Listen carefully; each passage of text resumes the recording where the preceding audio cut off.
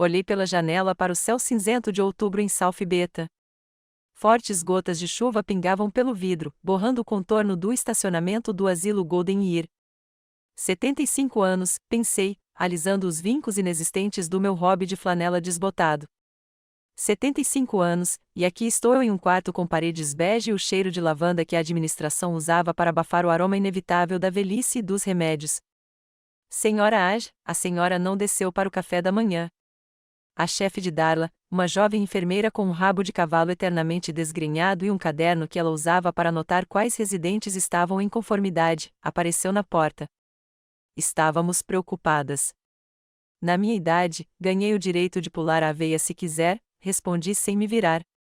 Eu gostava de Darla, uma das poucas pessoas que olhava os mais velhos nos olhos, e não através deles. Diga ao Paul que estarei almoçando. Darla assentiu e desapareceu, deixando para trás o cheiro de chiclete de frutas vermelhas e perfume barato. Suspirei e desviei o olhar para as fotos dispostas na cômoda.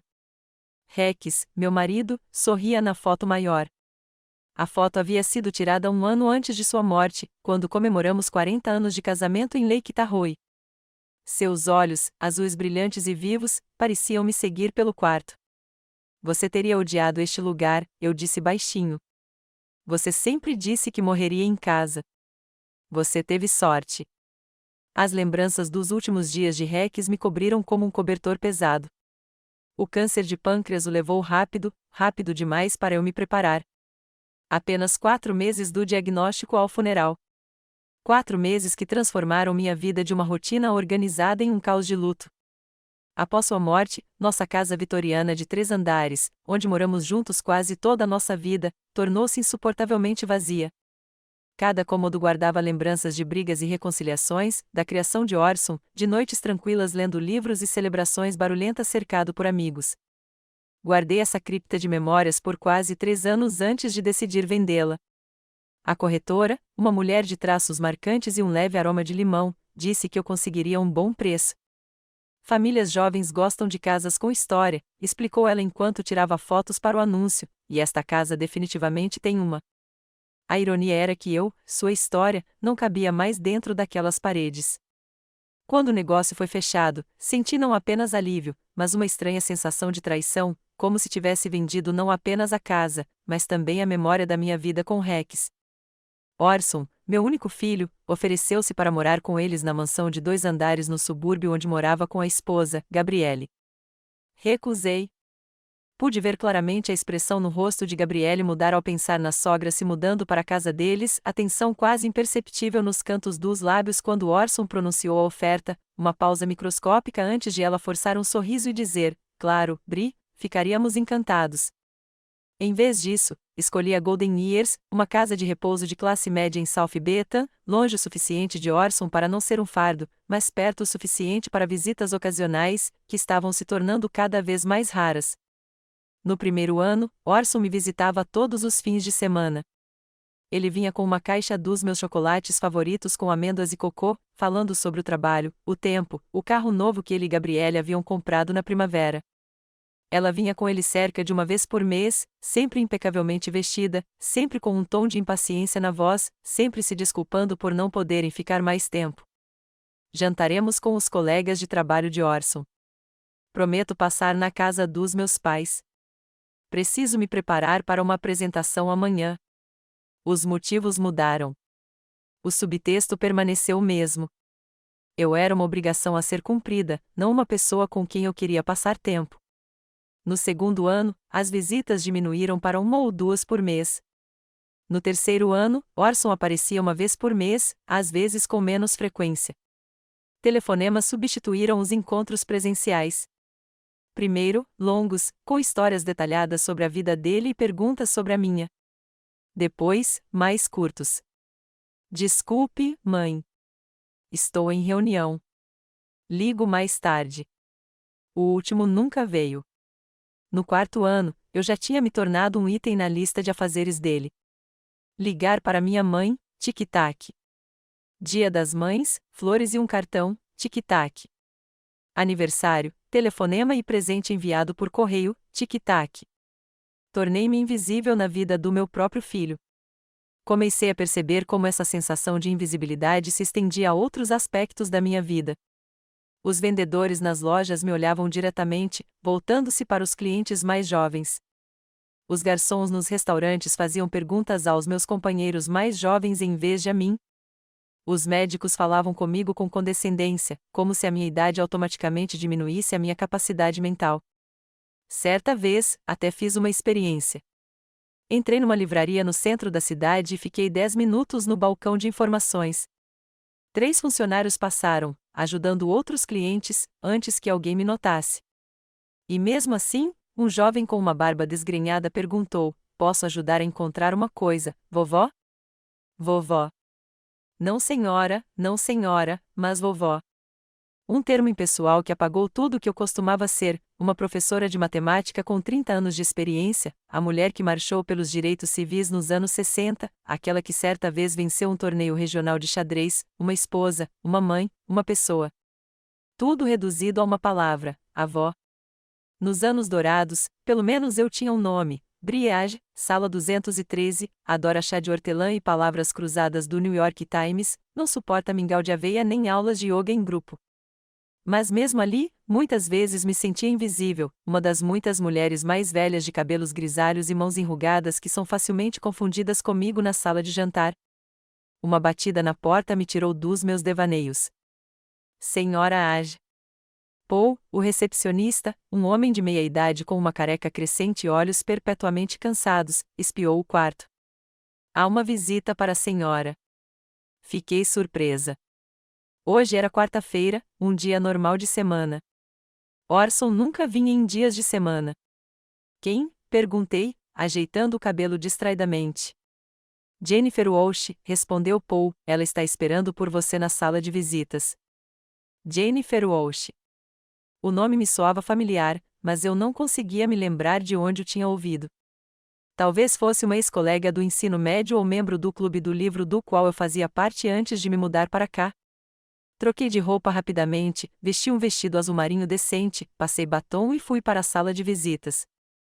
Havia uma mulher na casa dos 50 anos me esperando, vestindo um terno austero e segurando uma pasta de couro. Senhora Age. Ela se levantou quando entrei. Obrigada por me receber. Sou Jennifer Walsh, do escritório de advocacia Baker, Ramon e Associados. Estamos cuidando do caso da sua irmã, Alice Price. Alice, minha irmã mais velha, com quem não falávamos há quase 20 anos. Nosso último encontro terminou em uma discussão sobre a herança dos nossos pais, uma discussão boba e mesquinha que acabou se transformando em um abismo intransponível. Aconteceu alguma coisa com Alice? Perguntei, mesmo já sabendo a resposta. Advogados não trazem boas notícias. Sinto muito em lhe dizer, mas sua irmã faleceu há 3 semanas, disse Jennifer. Câncer de pulmão terminal. Tudo aconteceu muito rápido. Senti algo me apertar dentro de mim.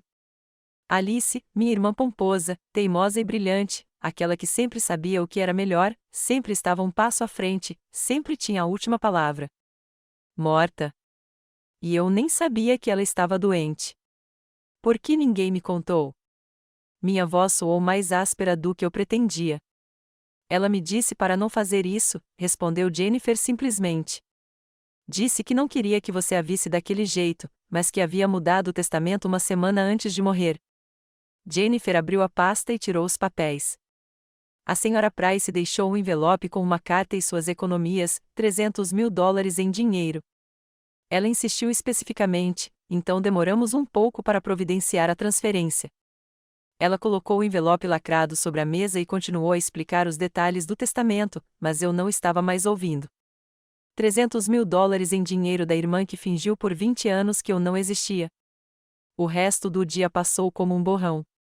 Assinei a papelada necessária, peguei o envelope com a carta e combinei a entrega do dinheiro, uma quantia absurda que Jennifer se ofereceu para entregar em um cofre de minha escolha.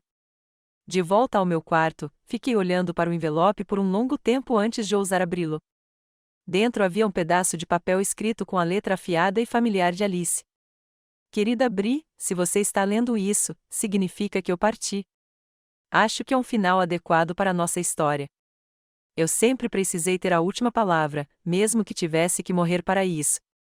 Sei que desperdiçamos 20 anos em uma briga sem sentido. Agora, quando olho para o fim se aproximando, tudo parece tão insignificante. O que é o conjunto de uma avó ou o relógio de um pai comparado a 2 décadas de silêncio? O dinheiro que estou deixando para você é a minha redenção. Não que o dinheiro possa consertar tudo, mas espero que ele lhe dê a liberdade que sempre me faltou. Passei a vida inteira economizando para um futuro que nunca chegou. Não cometa o mesmo erro que eu cometi. Sua irmã, Alice. Apertei a carta contra o peito e me permiti chorar de verdade pela primeira vez em anos, não as lágrimas silenciosas que derramei quando Rex morreu, mas soluços altos que sacudiram todo o meu corpo. Quando as lágrimas secaram, senti um alívio estranho. Era como se algo que me apertava o peito há tanto tempo finalmente tivesse se soltado, e com isso veio uma decisão. Passei anos me tornando gradualmente invisível, primeiro para a sociedade, depois para meu filho e sua esposa e, ultimamente, parecia, para mim mesmo. Mas o dinheiro de Alice fez a diferença, $300.000, o suficiente para mudar tudo. Um plano se formou quase instantaneamente. Eu não contaria a Orson sobre a herança por telefone. Em vez disso, chegaria à casa dele de surpresa com o dinheiro e uma oferta. Daria parte a ele e guardaria o resto para um dia chuvoso. Seria a minha chance de ser visível em sua vida novamente, uma chance de reconstruir um relacionamento que vinha se deteriorando lentamente ao longo dos anos. O táxi parou em frente a uma mansão de 2 andares, de tijolos vermelhos, com colunas brancas. Ao olhar para a casa do meu filho pela janela do carro, senti como se estivesse visitando um museu, não um ninho de família.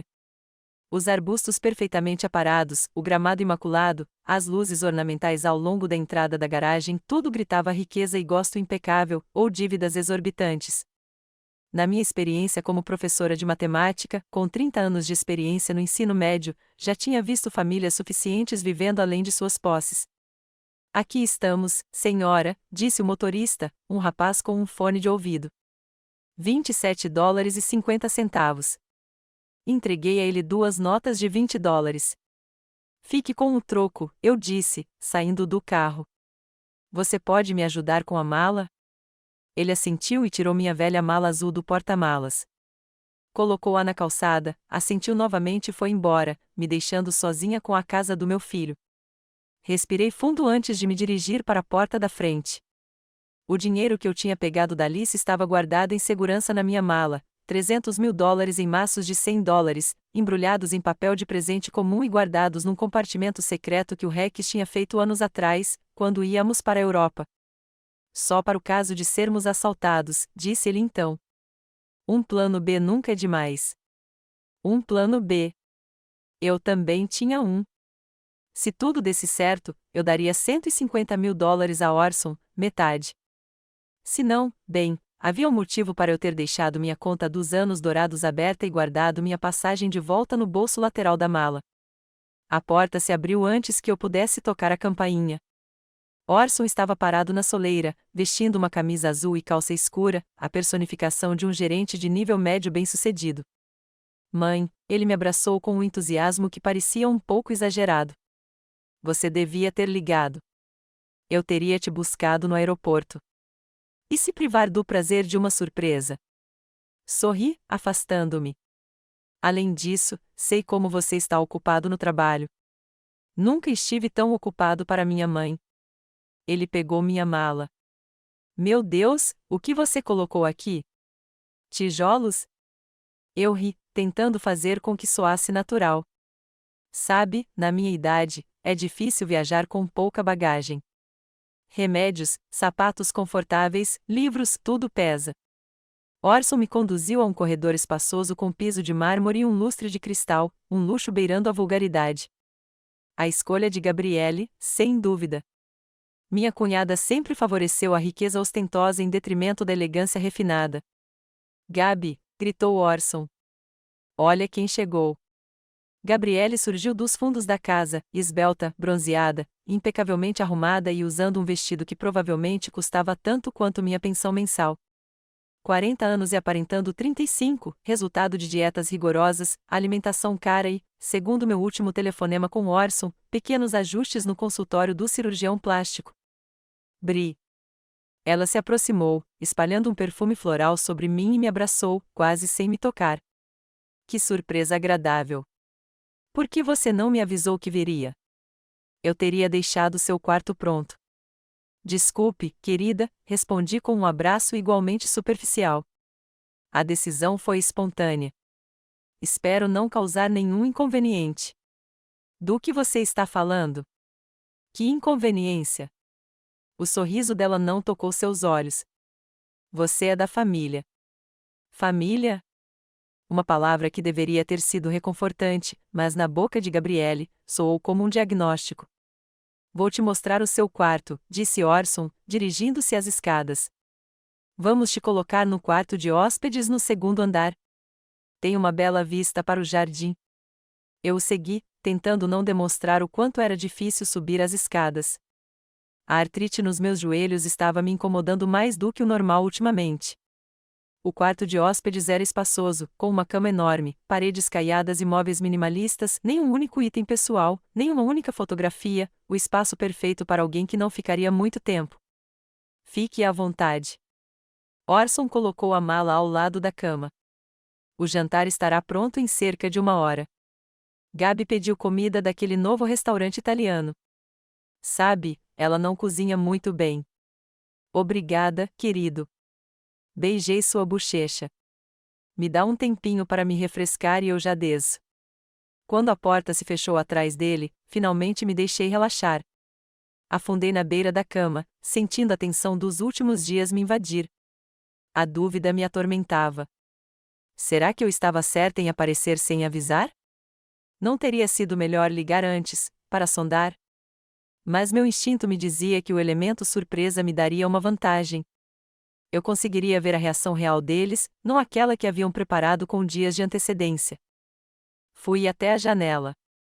A vista era magnífica, um jardim bem cuidado com um mirante, uma pequena fonte, caminhos de pedra. Parecia a capa de uma revista country e provavelmente custava uma fortuna. Depois de tomar banho e vestir o vestido azul que Rec sempre chamava de um vestido de batalha, desci para jantar. A sala de jantar era como o resto da casa, uma enorme mesa de madeira escura, copos de cristal e talheres. 3 cadeiras estavam dispostas em uma das extremidades da mesa, como se o resto do espaço fosse reservado para convidados que nunca vinham. Gabriele se movimentava, arrumando os recipientes de comida. Espero que você goste de comida italiana, disse ela sem olhar para mim. Encomendei uma variedade de pratos para você escolher. Tudo parece delicioso, respondi, embora a maioria dos pratos me fosse desconhecida.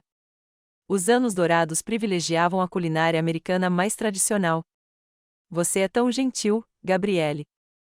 Ela finalmente olhou para mim e sorriu, desta vez quase genuinamente. De nada. A gente raramente se vê.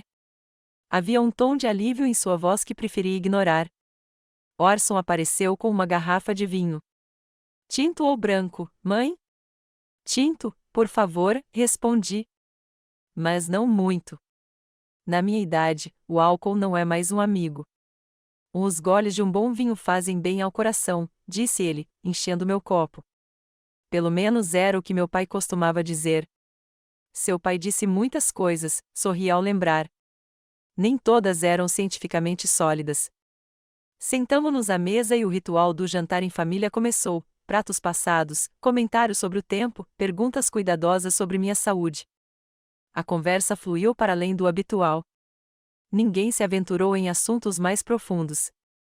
Como vão as coisas nos anos dourados? Perguntou Orson, colocando o macarrão no prato. Você tem falado menos sobre sua vida lá ultimamente. É a mesma coisa, respondi. Sabe, não há muitas mudanças nos asilos, as mesmas pessoas, as mesmas atividades, as mesmas conversas no jantar. Parece aconchegante, disse Gabriele, mal tocando a comida com o garfo. Ela quase não comeu nada, apenas mexendo os pedaços no prato. Essa é uma maneira de descrever a monotonia. Tomei um gole de vinho. Mas encontrei algo para fazer. Administro um clube de literatura para alguns moradores, jogo bridge às terças-feiras. Recentemente, comecei a ensinar Paul, nosso recepcionista, a jogar xadrez. Que maravilha, mãe! Orson parecia genuinamente satisfeito. Eu sempre soube que você daria um jeito de se manter ocupada. Como se eu tivesse escolha. As palavras saíram mais duras do que eu pretendia. Houve um silêncio constrangedor à mesa. O que eu quis dizer, apressei-me em me corrigir, é que uma mulher da minha idade precisa exercitar a mente constantemente. Senão, você começa a esquecer nomes e a perder as chaves. Gabriele riu alto demais, aliviada demais. Ah, Bri, você sempre foi tão prática. Orson diz que herdou a organização de você. Sério, olhei para o meu filho. Eu nunca imaginaria. Quando ele era criança, eu tinha que lembrá-lo de usar cuecas limpas. Mãe? Orson corou como um menino. Tenho certeza de que Gabi não precisa desses detalhes. Pelo contrário, Gabriele deu um passo à frente com interesse repentino. Adoro histórias sobre o pequeno Orson. Ele conta tão pouco sobre sua infância.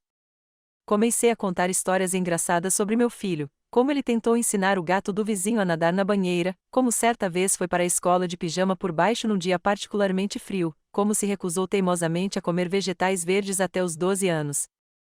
Orson ficou constrangido, mas era óbvio que estava satisfeito com a minha atenção. Gabriele riu e fez perguntas, e por um tempo, o clima à mesa se aqueceu, como se o gelo tivesse começado a derreter. Depois do jantar, Orson insistiu que eu descansasse enquanto ele e Gabriele limpavam a mesa. Você é nossa convidada, mãe, disse ele. Vá para a sala e ligue a TV ou leia. Já já nos encontramos. Não discuti. Tinha sido uma noite cansativa e meus velhos joelhos precisavam de descanso. A sala de estar, como o resto da casa, era decorada com um gosto que gritava dinheiro, sofás de couro, uma mesa de centro de vidro, uma TV enorme na parede. Sobre a lareira, havia fotos em porta-retratos de prata, Orson e Gabriele de férias, em algum evento beneficente, em uma estação de esqui. Nem uma única foto minha ou de Rex. Afundei no sofá e peguei uma revista de design de interiores brilhante da mesa de centro. Enquanto folheava as páginas, ouvi vozes abafadas vindas da cozinha. No início, tentei não prestar atenção, bisbilhotar nunca foi um hábito meu. Mas quando a voz de Gabriele ficou mais alta e áspera, não consegui deixar de prestar atenção. Você não podia ter me avisado, ela disse. Eu tinha um encontro marcado com a Mega amanhã. Agora vou ter que cancelar. Ela é minha mãe, Gabi. A voz de Orson soava cansada, como se não fosse a primeira vez que aquela conversa acontecia. O que eu deveria fazer? Mandar ela embora? Claro que não. A voz de Gabriele tinha um tom meloso que eu aprenderá a reconhecer como sinal de manipulação. Mas ela poderia ter ligado. Poderíamos ter nos preparado. Você sabe como esta reunião é importante para mim. Eu sei, querida. Orson parecia culpado agora. Mas é só por alguns dias. Ela nunca fica muito tempo. Alguns dias em que temos que fingir ser uma família feliz. Gabriele baixou a voz, e eu me esforcei para ouvir. Você viu como ela estava olhando para casa, avaliando tudo como se fosse uma prova escolar? Ela é sempre assim, defendeu Orson. Isso não significa que ela seja crítica. Mas ela tem, insistiu Gabriele. E eu estou cansada de me sentir inadequada na minha própria casa. Sua voz ficou ainda mais baixa, e eu só ouvi um fragmento de uma frase. O banco ligou. Recostei-me no sofá, fingindo estar completamente absorta na revista quando eles entraram na sala. Gabriele segurava uma bandeja com café e sobremesa, tiramisu em elegantes vasos de vidro.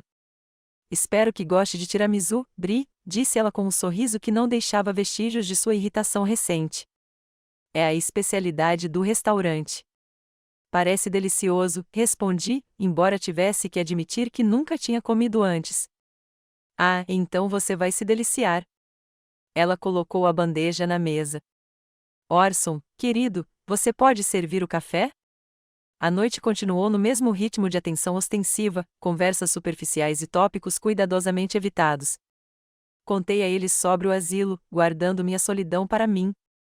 Orson compartilhou a notícia de uma promoção no trabalho, sem mencionar que a promoção havia ocorrido há mais de um ano. Gabriele falou sobre seu comitê de caridade, sem especificar que seu envolvimento se limitava a comprar ingressos para eventos e exibir suas roupas. Por volta das 10 horas, aleguei cansaço e fui para o meu quarto. Enquanto subia as escadas, ouvi o celular de Gabriele tocar e seus passos apressados em direção ao escritório. No quarto de hóspedes, a primeira coisa que fiz foi verificar minha mala. O dinheiro estava lá, intocado. Não que eu suspeitasse que Orson ou Gabriele estivessem roubando, mas o velho hábito de verificar objetos de valor depois de uma mudança não havia desaparecido. Tomei banho, vesti a camisola e estava prestes a me deitar quando ouvi a voz abafada de Gabriele no quarto ao lado. Ela estava ao telefone, alto o suficiente para as palavras atravessarem a parede. Terceira vez esta semana. Eu disse a eles que pagaríamos no mês que vem, mas eles não me ouvem. Uma pausa. Não conte para o Orson. Ele já está nervoso. Eles prometeram um aumento, mas é só no próximo trimestre. Eu sei. Prometo te pagar até o final do mês. Não, pedir dinheiro emprestado não é uma opção. Já temos 3 empréstimos pendentes. Afastei-me da parede, sentindo-me culpado por ter escutado. Mas a informação já estava na minha cabeça. Problemas financeiros, não apenas dificuldades temporárias, mas dívidas sérias, a julgar pela conversa. E Gabriele estava escondendo parte disso de Orson. Fui para a cama, mas não consegui dormir. Meus pensamentos giravam em torno da conversa ouvida, da casa luxuosa que eles provavelmente não podiam pagar e do dinheiro na minha mala, dinheiro que poderia resolver os problemas deles, dinheiro que eles ainda não conheciam. Eu havia planejado contar a eles sobre a herança no café da manhã seguinte. Agora, eu não tinha tanta certeza. Minha intuição, a mesma que me ajudou a reconhecer trapaças nas provas dos alunos, sugeriu que eu observasse um pouco mais, aprendesse mais sobre a situação antes de revelar minhas cartas. Do lado de fora da janela, a chuva noturna soava, e eu a ouvia, tentando abafar meus pensamentos perturbados. Uma porta bateu em algum lugar da casa, e então ouvi vozes abafadas. Orson e Gabriele estavam claramente discutindo, embora eu não conseguisse entender as palavras. Rolei para o outro lado, puxando o cobertor até o queixo. Amanhã, eu observaria com mais atenção, ouviria com mais atenção e, talvez, ao final do dia, perceberia o que realmente estava acontecendo por trás da fachada daquele vínculo familiar perfeito. A manhã começou com um café aromatizado e um café da manhã constrangedor. Gabriele foi a gentileza em pessoa, oferecendo-me waffles caseiros, frutas vermelhas frescas e iogurte. Ela até perguntou sobre meus planos para o dia com tanto entusiasmo, como se minha resposta realmente lhe importasse. Mas eu já tinha aprendido a reconhecer as oscilações de humor da minha cunhada, da irritação à preocupação deliciosa, e vice-versa. Tenho uma reunião com um cliente, anunciou ela, enxugando os lábios elegantemente com um guardanapo. Tudo bem se eu deixar vocês dois sozinhos? O Orson está trabalhando em casa hoje. Claro, querida, sorri. Meu filho e eu vamos nos divertir muito. Orson ergueu os olhos do tablet. Posso remarcar alguns compromissos para te mostrar a cidade, mãe. Muita coisa mudou desde a sua última visita. Não precisa. Dei um tapinha no braço dele. Sei como você está ocupado. Além disso, eu adoraria um dia de descanso depois da viagem de ontem. Gabriele desapareceu por volta das 9, deixando para trás um rastro de perfume e vagas promessas de retornar a não muito tarde. Orson se isolou no escritório em casa, e eu fiquei sozinha com a casa enorme e meus pensamentos. Passei a manhã vagando pelos cômodos do primeiro andar, estudando as fotos de família, os livros nas estantes, os pequenos detalhes que dizem mais sobre a vida das pessoas do que elas mesmas. Descobri que os livros eram, em sua maioria, edições para presente, muitos com lombadas intactas. A coleção de música de Orson, que ele colecionava com tanto cuidado na juventude, não estava em lugar nenhum. Em vez disso, havia um sistema de som estéreo de última geração com playlists de música popular. Ao meio-dia, Orson desceu para comer um sanduíche, parecendo exausto depois das ligações matinais. Desculpa, mãe. O trabalho anda uma loucura ultimamente, disse-lhe enquanto se servia de café. Projeto novo, prazos novos. Está tudo bem, querido. Ajudei-o a preparar o almoço. Não espero que você me entretenha o tempo todo. Demos uma mordida na cozinha, e Orson falou sobre sua promoção, suas novas responsabilidades e os planos da empresa. Ele falou rápido, um pouco nervoso, evitando pausas na conversa. Eu escutei, assenti, fiz as perguntas certas, mas não consegui afastar a sensação de que ele estava deliberadamente desviando a conversa dos problemas financeiros que ouvirá ontem.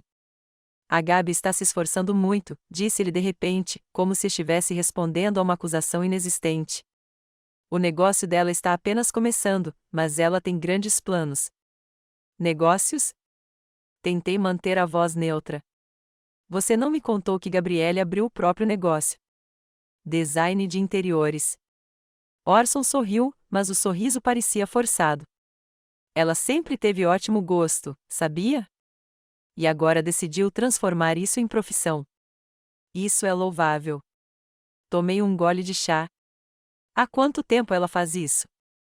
Cerca de 1 ano. Ele começou a recolher os pratos, sinalizando que o assunto estava encerrado. Ainda não tenho muitos clientes, mas você sabe como é um negócio novo. Leva tempo e, investimento. É isso. Investimento. Talvez parte dos problemas financeiros deles estivesse relacionada ao lançamento do negócio da Gabriele. Fiz uma anotação mental. Claro, querido. Ajudei-o a encher a máquina de lavar louça. A propósito, eu estava planejando ir ao banco amanhã. Você sabe onde fica a agência mais próxima? Um banco? Ele franziu a testa. Por que você quer ir ao banco, mãe? Ah, só quero verificar uma coisa na minha conta. Acenei com a mão. Nada urgente. Orson relaxou. Há várias filiais no centro. Posso te levar, se quiser. Não precisa. Sorri. Sou perfeitamente capaz de chegar lá de táxi. Não quero te tirar do trabalho. Ele assentiu com visível alívio e voltou para o seu escritório. Continuei explorando a casa. No segundo andar, encontrei o escritório de Gabriele, uma sala com uma grande mesa de designer, amostras de tecidos e catálogos de móveis. Revistas de design estavam espalhadas por toda parte, algumas com páginas dobradas. Sobre a mesa, havia uma pilha de faturas em envelopes abertos. Eu sabia que não deveria procurar, mas a curiosidade e a ansiedade me dominaram. As contas contavam a própria história: pagamentos de cartão de crédito em atraso com valores astronômicos, um aviso de atraso na hipoteca, uma conta de um paisagista que poderia cobrir minhas despesas com a casa de repouso por meses. Em uma gaveta da escrivaninha, encontrei contratos de empréstimo e cartas de agências de cobrança. A situação era pior do que eu imaginava. Coloquei tudo cuidadosamente de volta no lugar e saí silenciosamente do quarto, sentindo-me como uma espiã na casa do meu próprio filho. Mas as informações que obtive confirmaram minhas suspeitas. Eles estavam vivendo muito além de suas posses e a situação era crítica. Ao anoitecer, Gabriele voltou com sacolas de lojas caras. Suas bochechas estavam rosadas de entusiasmo e seus olhos brilhavam. Uma liquidação, explicou ela quando cruzou meu olhar. Foi impossível resistir.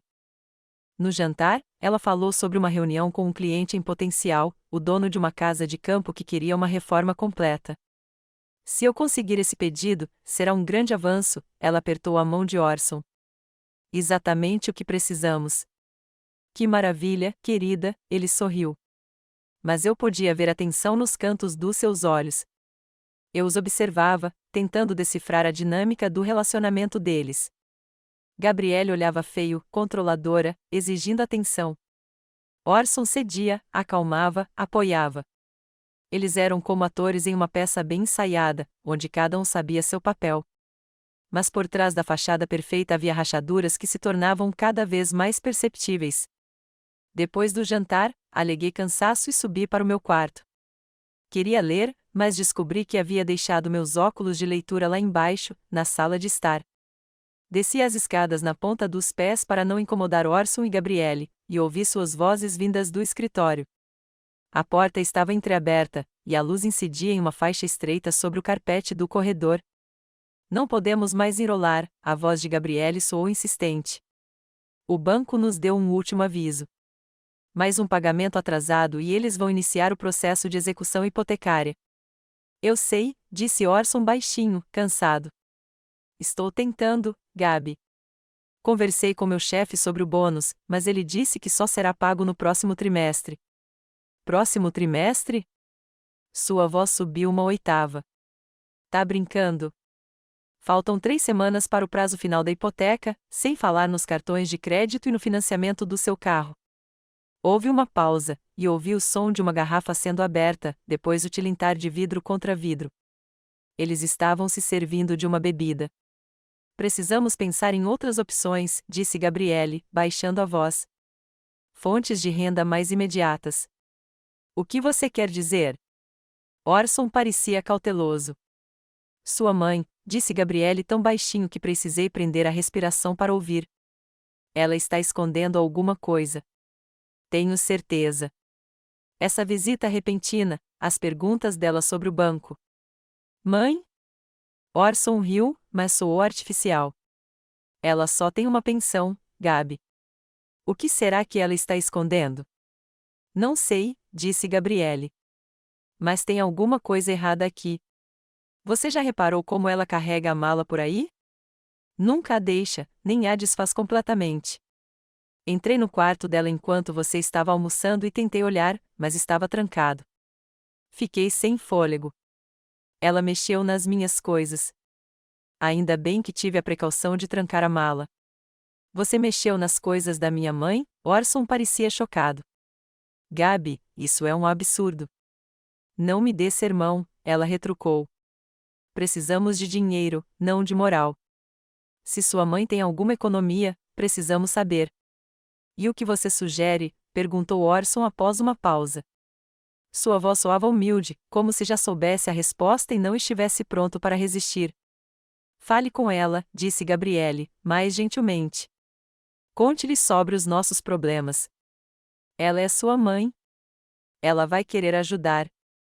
Se tiver economias, pode nos emprestar algumas. E se não tiver, bem, pelo menos teremos certeza. Não posso simplesmente pedir dinheiro a ela, protestou Orson. Seria humilhante. Mais humilhante do que perder a casa? Perguntou Gabriele, rispidamente. Mais humilhante do que declarar falência? A escolha é sua, Orson. Seu orgulho ou nosso futuro? Houve silêncio novamente, e ouvi Orson suspirar pesadamente. Certo, disse-lhe finalmente. Falo com ela amanhã. Mas não espere milagres, Gabi. Ela pode realmente não ter nada. Ela deve ter alguma coisa, insistiu Gabriele. A casa que ela vendeu valia muito. Mesmo que a maior parte do dinheiro fosse para aquele asilo dela, tinha que sobrar alguma coisa. Afastei-me cuidadosamente da porta, com medo de que me ouvissem respirar. Decidi deixar meus óculos lá embaixo, eles não eram tão importantes. Silenciosamente, tentando não chiar nos degraus, voltei para o meu quarto. Meu coração batia forte no peito. Eles estavam em uma situação desesperadora, pior do que eu imaginava. E agora Gabriele havia convencido Orson a tentar tirar o dinheiro de mim. Sentei-me na beira da cama, tentando organizar meus pensamentos. Talvez não fosse tão ruim assim. Afinal, era isso que eu havia planejado, dividir a herança com meu filho. Talvez até fosse melhor que eles estivessem em uma situação difícil. Meu presente seria mais valioso. Mas algo dentro de mim resistia à ideia. Decidi esperar, ouvir um pouco mais.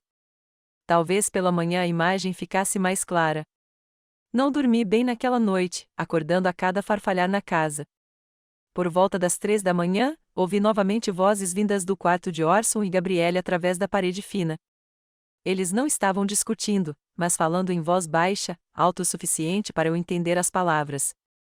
Você precisa ser mais convincente, disse Gabriele. Conte a ela sobre as crianças que não podem ir para a faculdade sem a nossa ajuda. Não temos filhos, respondeu Orson secamente. Ela não sabe disso, Gabriele ignorou. Podemos dizer que estou grávida e precisamos de dinheiro para nos preparar para o bebê. Não vou mentir para minha mãe sobre estar grávida, disse Orson, indignado. Isso é pouco, até para você, Gabi. Então pense em outra coisa. Sua voz ficou mais áspera. Digamos que você tenha problemas de saúde, que precise de cirurgia. Qualquer coisa. Precisamos desse dinheiro, Orson. Todo ele. Ela só tem talvez alguns milhares, disse Orson. Isso não vai resolver nossos problemas. É um começo, insistiu Gabriele. E quando soubermos quanto ela tem, podemos planejar mais, como transferi-la para uma casa de repouso pública. O quê? Orson pareceu chocado. Não me olhe assim, disse Gabriele. É só bom senso. Por que ela precisaria de uma casa particular cara se o Estado pode fornecer cuidados básicos? Se a tirássemos de lá, poderíamos economizar alguns milhares por mês. Fiquei paralisada, sem acreditar no que ouvia. Uma casa de repouso estatal?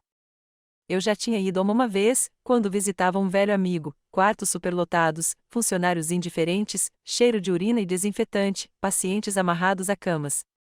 Estremeci só de pensar. É o dinheiro dela, Gabi, disse Orson após uma longa pausa. Ela o ganhou. É para o conforto dela na velhice. O conforto dela? Gabriele soltou uma risada curta. Orson, ela tem 75 anos. Quanto tempo lhe resta? 5 anos? 10, se tiver sorte? Temos um longo caminho a percorrer. Esse dinheiro fará muito mais bem a nós do que a ela. Houve silêncio, e pensei que Orson finalmente ficaria indignado e me defenderia. Mas, quando ele falou, sua voz era calma e humilde. Tudo bem, disse ele. Falarei com ela amanhã. Vou descobrir quanto ela tem e tentar convencê-la a nos ajudar. Ótimo, Gabriele parecia satisfeita. E não se esqueça de mencionar que estamos sempre dispostos a acolhê-la caso manter uma casa de repouso se torne muito trabalhoso. Isso preparará o terreno para uma conversa posterior. E se ela recusar? Perguntou Orson. E daí? Então pensaremos em outras opções. A voz de Gabriele tornou-se dura. Talvez ela devesse reconsiderar o testamento. Afinal, você é filho único dela. Para quem mais ela deixaria o dinheiro? Você fala da minha mãe como se ela fosse uma mulher rica, a voz de Orson tremeu. Isso não está certo. O problema é que estamos à beira de um desastre financeiro, e sua mãe está com o dinheiro que poderia nos salvar, Gabriele o interrompeu. É hora de parar de ser filhinho da mamãe e começar a pensar no nosso futuro. Afastei-me da parede, sentindo náuseas.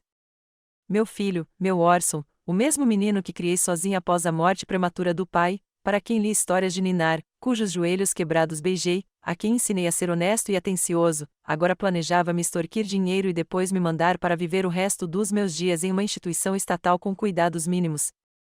E Gabriele, suas palavras sobre quanto tempo me restava, sua natureza calculista, sua disposição para manipular e mentir, era mais assustador do que eu poderia imaginar. Essa mulher não me via como uma pessoa, mas como um empecilho, um obstáculo a ser superado no caminho para o meu dinheiro. Levei alguns minutos para superar o tremor nas mãos. Meu primeiro impulso foi bater na porta, gritar, acusar. Mas de que adiantaria? Orson se desculparia, Gabriele fingiria estar chocada, eles me garantiriam que eu tinha entendido mal, e então seriam ainda mais cuidadosos com o que diziam, e eu perderia a razão. Não, eu tinha que fazer as coisas de forma diferente. Eu tinha que me proteger e proteger meu dinheiro, a herança de Alice, que era para minha liberdade, não para pagar as dívidas de Gabriele e suas loucuras de gastos. Eu tinha que sair dali antes que eles percebessem o plano. Saí da cama silenciosamente e fui até minha mala. Abri-a e verifiquei o compartimento secreto. O dinheiro estava lá, $300.000 embalados em maços bem organizados. Fechei a mala e pensei, devo sair agora mesmo, no meio da noite, ou esperar até de manhã, quando poderia chamar um táxi discretamente? A decisão veio rapidamente. De manhã, eles poderiam começar o plano, e eu estaria preso em conversas intermináveis, manipulações, talvez até mesmo exigências diretas. Não, era melhor ir embora agora, sob o manto da noite. Em silêncio, juntei minhas coisas e coloquei tudo na mala. Vesti roupas confortáveis para viajar, levei minha bolsa com meus documentos e meu celular. Pensei por um momento em deixar um bilhete, mas decidi que isso só lhes daria uma vantagem. Eles saberiam que eu tinha ouvido tudo e poderiam preparar uma explicação. Com cuidado, tentando não fazer o assoalho Ranger, saí do quarto. A casa estava silenciosa, apenas o relógio no corredor contando os segundos. Desci lentamente as escadas, cada degrau difícil, não só por causa da artrite nos joelhos, mas também pelo peso no coração. Esta casa, estas pessoas, meu filho e sua esposa, eles eram minha família, ou deveriam ser. Percebi agora que era apenas uma ilusão, um castelo de cartas que ruiu ao primeiro sopro da verdade. Assim que cheguei ao saguão, peguei meu celular e chamei um táxi pelo aplicativo. Chegando em 15 minutos, anunciou a tela. Desliguei cuidadosamente o alarme. Orson havia usado o mesmo código da nossa antiga casa, sua data de nascimento, e saí silenciosamente para a varanda, fechando a porta atrás de mim. O ar da noite estava fresco e fresco. Fiquei à sombra de uma árvore, segurando a alça da minha mala com força, e olhei para as janelas escuras do segundo andar. Lá, além daquelas janelas, meu filho e sua esposa planejavam como me roubar os últimos anos de uma vida decente. A dor dessa constatação era quase física. Os faróis de um táxi se aproximando apareceram ao longe. Era hora de partir, de fugir da traição que eu jamais esperava experimentar da minha própria carne e sangue. O táxi deslizava silenciosamente pelas ruas desertas da cidade adormecida. Olhei pela janela para as casas com janelas escuras que flutuavam, e senti como se estivesse observando uma vida que agora existia em uma realidade paralela, inacessível, alienígena. O motorista, um jovem de cabeça raspada e fone de ouvido, não fez nenhuma tentativa de puxar conversa, o que me deixou grato. Eu precisava de tempo para processar o que tinha acontecido. Para a estação de ônibus, certo? Ele disse enquanto saíamos do bairro de Orson. Sim, por favor. Minha voz era baixa, mas firme. Agarrei a alça da mala com mais força, como se alguém pudesse arrancá-la de mim direto do carro em movimento. $300.000, dinheiro que poderia ter mudado minha vida para melhor, que eu dividiria com meu filho, agora se tornará o motivo da minha fuga, transformado de presente em presa caçada pelas pessoas mais próximas. A memória, gentilmente, me lançou fragmentos de uma conversa ouvida. Quanto tempo lhe resta? 5 anos? 10, se tiver sorte? Isso preparará o terreno para uma conversa posterior. Este dinheiro fará muito mais bem a nós do que a ela. As palavras de Gabriele ardiam como vespas, deixando marcas dolorosas na mente. Mas o que mais doeu foi a aquiescência de Orson. Meu filho, meu menino, que um dia me olhou com olhos cheios de adoração e confiança. Como nós chegamos a esse ponto? Em que ponto deixei de ser mãe e me transformei em uma fonte de renda em potencial? O táxi entrou na rua larga que levava à rodoviária. A cidade noturna parecia fantasmagórica, irreal, como um cenário de teatro de sombras. Postes de luz esparsos lançavam círculos de luz amarelada nas calçadas vazias. As placas das lojas de conveniência brilhavam com um brilho neon. Noite difícil? Perguntou o motorista de repente, percebendo meu olhar pelo espelho retrovisor. Você poderia dizer isso. Tentei sorrir, mas meus lábios não o fizeram. Sabe, ele diminuiu a velocidade no cruzamento, minha avó sempre dizia, a noite é mais escura antes do amanhecer. É antiquado, mas tem algo de especial. Sua avó era uma mulher sábia, eu disse, sentindo um nó na garganta. Espero que ela esteja certa. Ele assentiu e voltou a se concentrar na estrada, deixando-me sozinha com meus pensamentos. Aqueles pensamentos eram amargos. Lembrei-me de como criei Orson sozinha após a morte precoce de Rex. O garoto tinha apenas 15 anos quando o pai faleceu, uma idade difícil, especialmente para um garoto que havia perdido o homem principal de sua vida. Trabalhei em 2 empregos para lhe dar uma vida decente para que ele pudesse entrar em uma boa faculdade, negando-me tudo, desde roupas novas até férias que não podíamos pagar há anos. Lembrei-me de quando ele pegou pneumonia no último ano do ensino médio. Não saí do seu leito por 3 dias, aplicando compressas frias em sua testa em chamas, contando cada respiração, rezando a todos os deuses em que não acreditava. Quando a crise passou e o médico disse que o pior já tinha passado, me tranquei no banheiro e chorei de alívio, sufocando as lágrimas de gratidão. E agora aquele garoto, transformado em homem, estava pronto para me mandar para um asilo público para economizar alguns milhares por mês. A amargura dessa traição era tão forte que me tirou o fôlego. Aqui estamos. A voz do motorista me tirou das minhas memórias. A rodoviária estava quase vazia àquela hora da noite. Algumas figuras solitárias cochilavam nos assentos de plástico da sala de espera. O zelador, empurrando lentamente um esfregão à sua frente, limpava o chão de concreto dos vestígios do dia. Paguei ao motorista, deixando uma gorjeta generosa, e fui até a bilheteria. À caixa da noite, uma mulher de meia-idade com olhos cansados e cabelos tingidos de ruivo, folheava preguiçosamente uma revista. "O que posso fazer por você?" perguntou, contendo um bocejo. "Preciso de uma passagem para South Beta no próximo voo", eu disse, pegando minha carteira. Ela clicou no teclado do computador. "Há um ônibus às 4h30 da manhã, chegando em South Beta por volta das 8. Será que dá?" "Sim, tudo bem." Entreguei meu cartão de crédito a ela.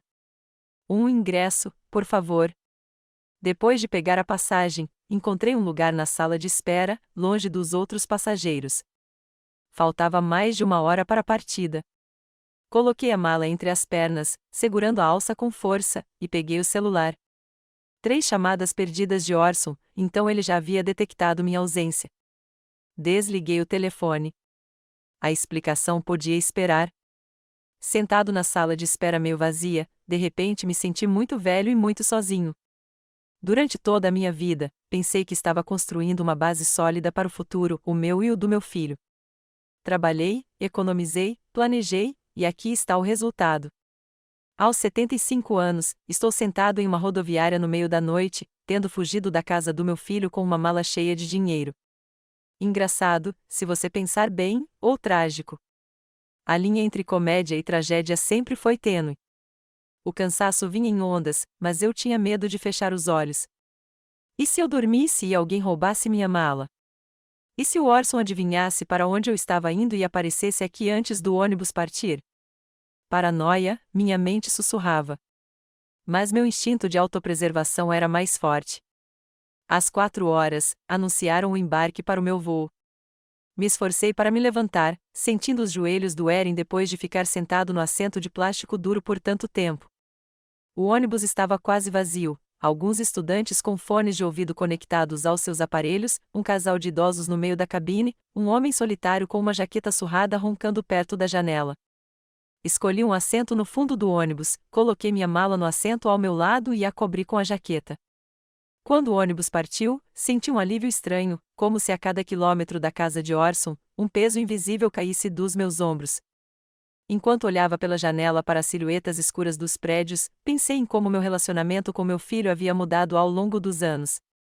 Quando ele conheceu Gabrielle, fiquei feliz por ele, uma garota enérgica e ambiciosa, ela parecia uma boa parceira para o meu Orson, meigo e às vezes complacente demais. Eu esperava que ela o inspirasse a fazer mais, o ajudasse a concretizar o potencial que eu sempre vira nele. Mas, aos poucos, comecei a notar uma mudança. Orson começou a ligar com menos frequência. Suas visitas tornaram-se mais curtas e formais. Quando eu perguntava sobre sua vida, ele respondia com generalidades, evitando detalhes. Um dia, liguei sem avisar e Gabrielle atendeu e disse que Orson não poderia vir porque estavam muito ocupados.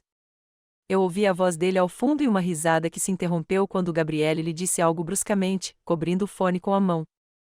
Aos poucos, comecei a me sentir uma estranha na vida do meu filho. Fui convidado para o Dia de Ação de Graças e o Natal, feriados familiares obrigatórios que não podiam ser ignorados sem estigma social.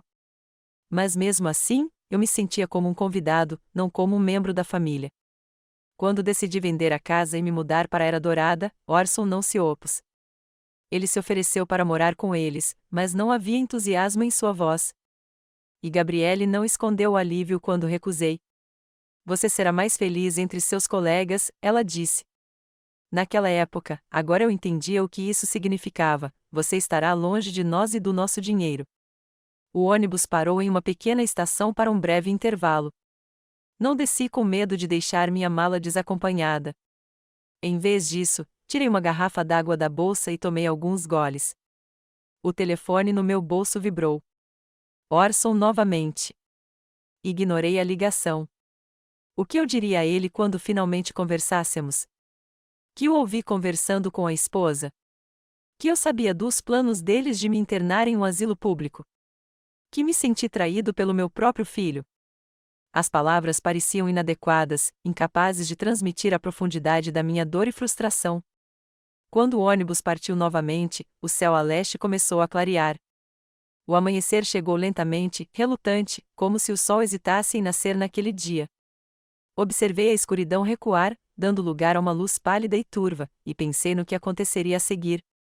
À minha espera em South Beta estava o asilo Golden Years, um lugar que nunca me pareceu um verdadeiro lar, mas agora parecia o único refúgio seguro, só que eu não podia voltar para lá imediatamente. Orson provavelmente me procuraria lá primeiro. Eu precisava de um refúgio temporário, um lugar para organizar meus pensamentos e decidir o que fazer a seguir. E então pensei em Lynette, minha velha amiga que conheci na faculdade, que morava em uma casinha nos arredores de South Beta. Viúva há 5 anos, ela levava uma vida tranquila e comedida, ocasionalmente me visitando nos anos dourados com doces caseiros e fofocas frescas.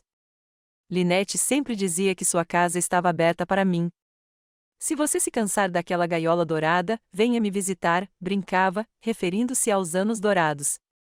Tenho um quarto extra e não tenho horário para tomar remédios. Peguei meu celular e liguei, ignorando as novas notificações de chamadas perdidas do Orson. Encontrei o número da Lynette e digitei uma mensagem: estarei em South Beta às 8 horas da manhã. Preciso da sua ajuda. Explico quando te encontrar. Você pode me encontrar na rodoviária? A resposta veio quase imediatamente, apesar da hora: vou. Está tudo bem?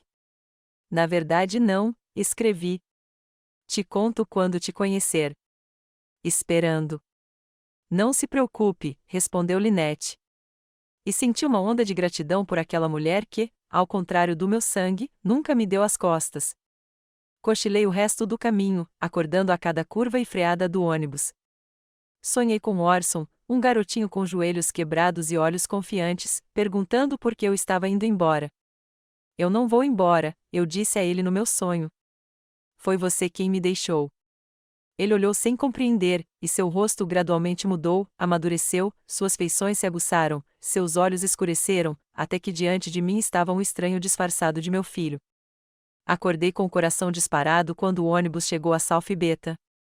A luz da manhã inundava as ruas familiares, dando-lhes uma aparência quase de cartão postal. Uma pequena cidade acordando para um novo dia, pessoas comuns correndo para o trabalho, lojas abrindo e o mundo continuando a girar, mesmo que meu universo pessoal tivesse passado por um cataclismo. A rodoviária de South Beta era um modesto prédio de tijolos vermelhos com um pequeno café e uma banca de jornal dentro. Vi Lynette assim que desci do ônibus. Ela estava parada na entrada, alta, ereta, com uma mecha de cabelos grisalhos presos em um coque desleixado. Ela usava um vestido simples de linho e um cardigã, apesar do frio da manhã. Bri? Ela acenou para mim e rapidamente veio me ajudar com a mala. Meu Deus, você parece exausta. O que aconteceu? Longa história.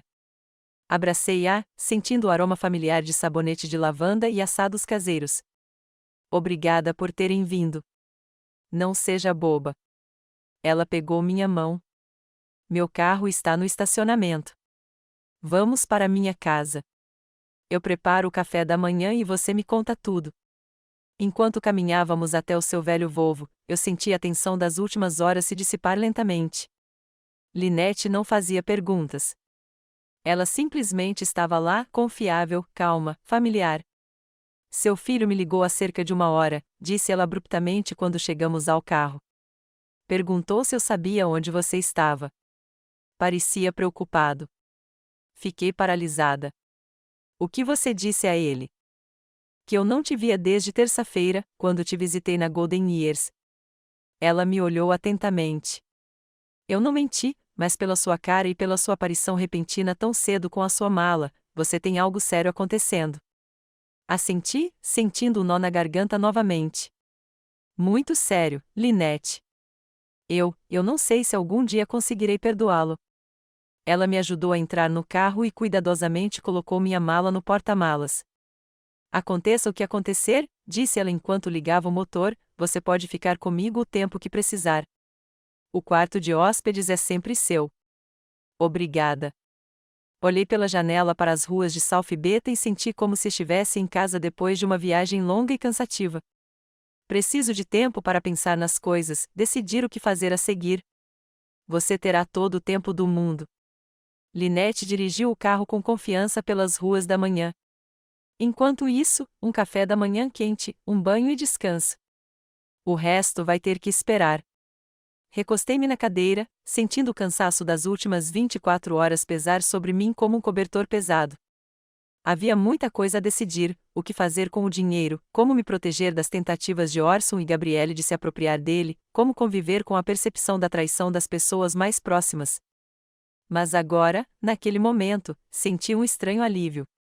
Eu não era mais prisioneiro das ilusões de uma família feliz. Eu vi a verdade, amarga, dolorosa, mas a verdade. E nessa clareza havia uma espécie de libertação.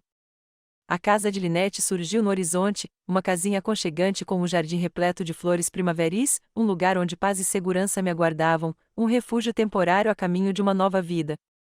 Aqui estamos. Linette estacionou o carro na entrada da garagem. Bem-vindos à minha humilde casa. Olhei para ela, para as rugas nos cantos dos olhos, para o sorriso gentil, para as mãos com veias salientes como as minhas, e senti uma onda de gratidão. Sabe, eu disse, às vezes, família não se resume ao sangue que nos une, mas sim às pessoas que nunca nos abandonarão em momentos de necessidade. Linette apertou minha mão. Bem-vinda de volta, Bri. Tudo vai ficar bem agora. E pela primeira vez em muito tempo, eu acreditei que seria. A casa de Linette se tornou meu santuário pelas 2 semanas seguintes. A casa modesta, porém aconchegante, com um jardim repleto de flores primaveris era exatamente o que eu precisava, um refúgio tranquilo, longe da tempestade que eu havia deixado para trás. Linette, com seu tato habitual, não me pressionou com perguntas, dando-me tempo para me recompor.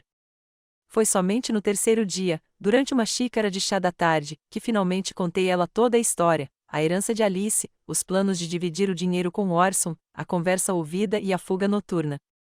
Egoístas bastardos, disse Linette quando terminei. Seu rosto normalmente calmo se contorceu de raiva. Principalmente aquela Gabrielle. Eu sempre soube que havia algo errado com ela. Orson não é melhor. A amargura me dominou. Ele concordou com o plano dela. Meu próprio filho. Bri. Linette cobriu minha mão com a dela. Algumas pessoas conseguem manipular os outros com tanta habilidade que perdem a própria vontade. Não estou dando desculpas para o Orson, mas talvez os anos vivendo com aquela mulher o tenham destruído. Eu queria protestar, dizer que um homem adulto deveria ser responsável por suas próprias decisões, mas um telefonema interrompeu nossa conversa. Linette olhou para a tela e franziu a testa. É ele de novo, disse ela. 3ª vez hoje. Orson ligava para Linette todos os dias desde que eu desapareci. Às vezes, ele também me ligava, mas eu não atendia, apenas lia as mensagens que ele deixava. Mãe, onde você está? Estamos preocupados. Por favor, ligue. Podemos conversar. Se eu fiz algo errado, vamos conversar. Nenhuma das mensagens incluía uma admissão de culpa ou uma compreensão do que havia acontecido.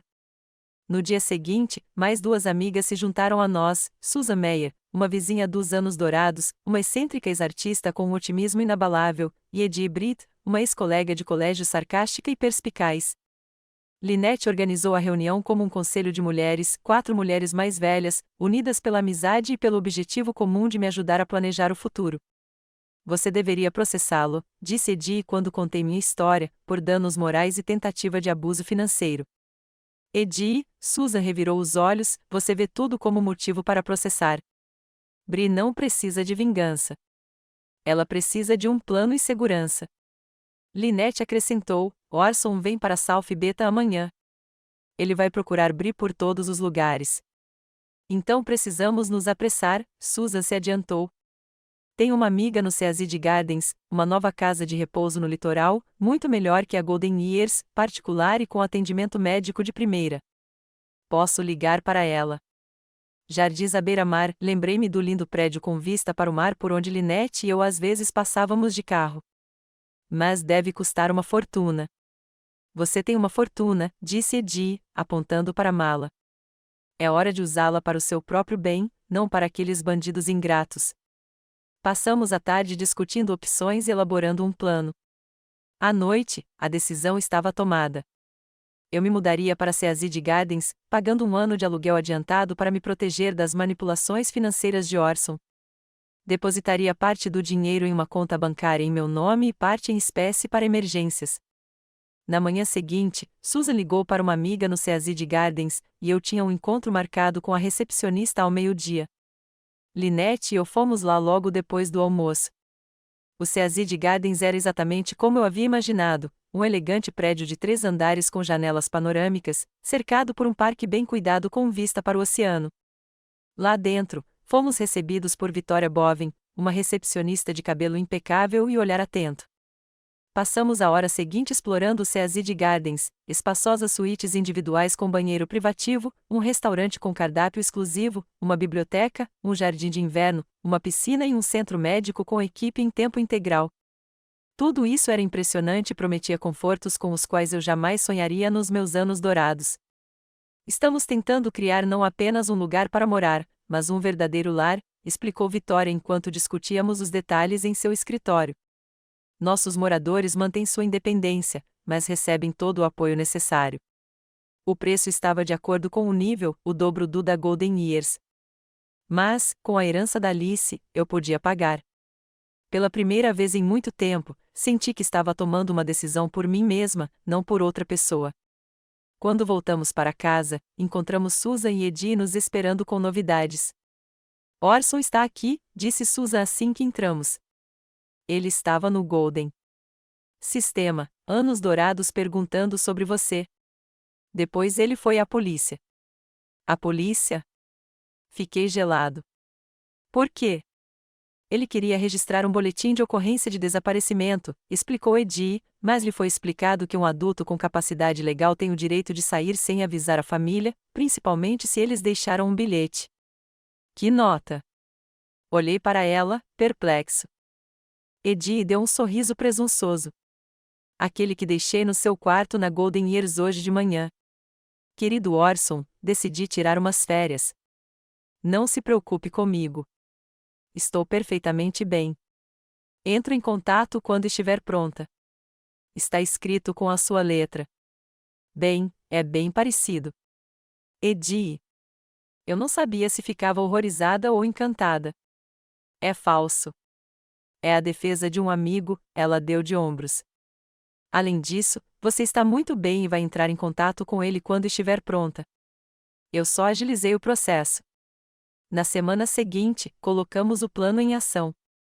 Cuidei de toda a papelada para a mudança para Seaside Gardens, abri uma nova conta bancária e depositei metade da herança de Alice nela, dividindo o restante entre um cofre e um pequeno depósito no novo apartamento. No dia em que me mudei para Seaside Gardens, finalmente decidi atender a ligação de Orson. Orson. Minha voz soou mais calma do que eu esperava. Mãe?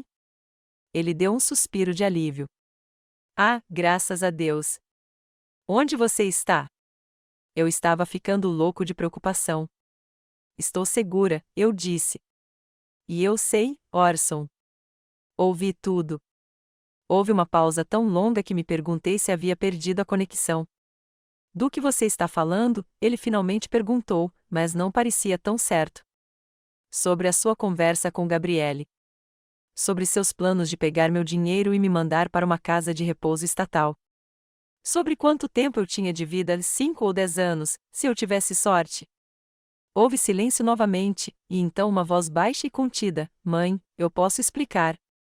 Não precisa, interrompi-o, eu percebi tudo naquela noite. Foi por isso que fui embora. Não é o que você está pensando, disse-ele rapidamente, como se tivesse medo de que eu desligasse. A Gabi estava chateada, falando besteiras. Nunca faríamos algo assim. Mas você concordou, Orson? Senti um nó na garganta. Ouvi você dizer ok, como prometeu me convencer a te dar o dinheiro. Eu só estava tentando acalmá-la. Havia desespero em sua voz. Estamos em uma situação financeira difícil, mas eu nunca machucaria você, mãe. Nunca. É tarde demais, Orson, suspirei. O mal já foi feito. Não posso mais confiar em você. Combinamos de nos encontrar dali a 2 dias em um café na orla, um lugar público onde ele não poderia me pressionar. Pedi a Lynette e Eddie que me acompanhassem, e elas concordaram sem hesitar. Orson apareceu exatamente na hora marcada, sozinho, sem Gabrielle, como eu havia pedido. Ele parecia abatido, com olheiras e barba por fazer, nada parecido com o gerente de nível médio bem arrumado que fora apenas algumas semanas antes. Mãe, ele correu até mim e tentou me abraçar, mas eu me afastei. Estou tão feliz em te ver. Sente-se, Orson. Apontei para a cadeira à minha frente. Gostaria que você conhecesse minhas amigas, Lynette e Eddie. Ele acenou com a cabeça, visivelmente envergonhado pela presença deles. Eu esperava que pudéssemos conversar em particular. Não está em discussão, interrompi-o, é isso ou nada. Mãe, preciso explicar sobre aquela conversa. A Gabi estava chateada, tínhamos recebido um aviso do banco sobre uma possível execução hipotecária. Ela estava dizendo coisas que não queria dizer. E você, encarei-o, você também disse coisas que não queria dizer? Ele baixou os olhos. Eu estava fraco, assustado, concordei em apaziguá-la, mas jamais teria concretizado o plano. Nunca. Que conveniente, observou Eddie. Você sempre pode dizer que não ia fazer o que disse que ia fazer. Mãe, eu te amo. Você é a única mãe que eu tenho. Como você pode pensar que eu seria capaz de te machucar? Porque eu ouvi com meus próprios ouvidos, Orson, eu disse calmamente. Você concordou com o plano de Gabrielle. Você não me protegeu. Eu estava errado. Ele estendeu a mão por cima da mesa, tentando segurar a minha, mas eu me afastei. Eu estava fraco, confuso. Estamos em uma situação financeira realmente difícil. Gabi gastou demais com o negócio dela, que nunca começou a gerar renda. Temos 3 empréstimos inadimplentes, e o banco está ameaçando executar a hipoteca da casa. E foi por isso que você decidiu me usar? Não era uma pergunta, era uma afirmação. Não, quero dizer, ele gaguejou, a Gabi sugeriu que eu pedisse ajuda a você. Só isso. Sei que parece horrível, mas ela não quis dizer? Ela disse, eu disse com firmeza. Cada palavra. E você concordou com ela. Eu me mudei, Orson, eu disse. Para uma nova casa de repouso, melhor que a dos anos dourados. Estou segura e supervisionada lá. Que bom. Ele assentiu, ainda sem olhar para mim. Estou feliz por você, mãe. E eu não vou te dar dinheiro, continuei. Nem agora, nem depois. A herança da Alice é minha chance de independência e uma velhice decente. Não vou deixar que me tirem isso. Ele se encolheu como se tivesse levado um golpe. Uma herança da tia Alice? Seus olhos se arregalaram. Então é aí que, quanto? Não é da sua conta, interrompeu Lynette. Esse dinheiro é da sua mãe. Eu só estava perguntando. Ele ergueu as mãos num gesto protetor. Eu nem sabia que a tia Alice tinha morrido. Por que você não me contou, mãe? Porque você quase não demonstrou interesse pela minha vida nos últimos anos, Orson. Senti a amargura crescendo dentro de mim. Ligações uma vez por mês, visitas formais nos feriados. Virei um item na sua lista de afazeres, não uma pessoa. E agora, ele perguntou finalmente. Você vai simplesmente me tirar da sua vida? Suspirei. Apesar de toda a dor e decepção, eu não conseguia desistir completamente do meu filho. Ele era meu sangue, uma parte de mim. Não, Orson, mas as coisas serão diferentes. Nada de visitas inesperadas, nada de falar de dinheiro. Se você quiser fazer parte da minha vida, vai ter que provar que posso confiar em você. E Gabrielle, fiz uma pausa, eu não quero ver Gabrielle. Nunca. Ele assentiu, aceitando os termos. Quando chegou a hora de se despedir, tentou me abraçar, e desta vez eu o deixei, um abraço breve e formal, sem o calor que havia entre nós antes. Os meses seguintes foram um período de adaptação e descoberta. O Seazid Gardens revelou-se exatamente o que eu precisava, um lugar tranquilo e confortável, com funcionários respeitosos e vizinhos interessantes. Meu apartamento com vista para o mar se tornou um verdadeiro refúgio, uma sala de estar espaçosa com janelas grandes, um quarto com uma cama confortável e uma pequena cozinha onde eu podia cozinhar quando não quisesse ir ao restaurante comunitário. Orson ligava toda semana, como prometido. Nossas conversas eram educadas, mas superficiais. Eddie acabou tendo razão. Um mês depois de nos conhecermos, Orson ligou pedindo ajuda financeira. O banco marcou uma data para o despejo, mãe. Sua voz tremeu. Vamos perder a casa. Não estou pedindo muito, apenas um pequeno empréstimo para ganhar tempo. Não, Orson, eu insisti.